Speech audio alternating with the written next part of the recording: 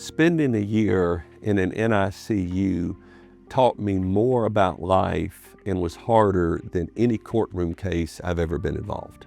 Anybody that knows me knows that I am a special needs advocate because I have an adult son with cerebral palsy. Most people also know that I'm an author. I've written several books, several articles for major publications. Equal to the Task was written about our family's journey through the NICU at East Tennessee Children's Hospital, but we also told the story of two other families. All three of the little boys came into the NICU on the same day. Benjamin and one of them left on the same day, and on that same day, the third one passed away and did not make it.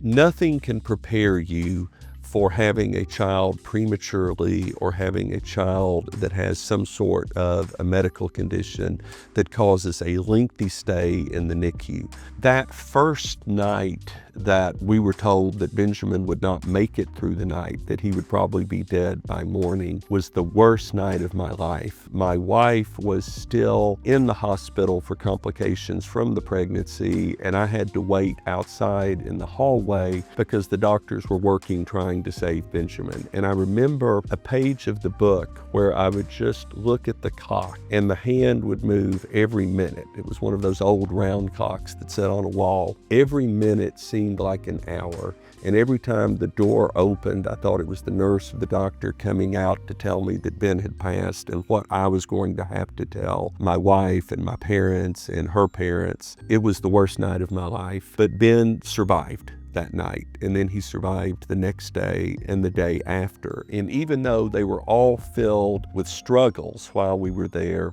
what I learned was that God's plan does not go on our minute-to-minute schedule. And if I could go back to young Dale, first week father Dale, I would try to bring him the peace of just letting the process work and being thankful for your son.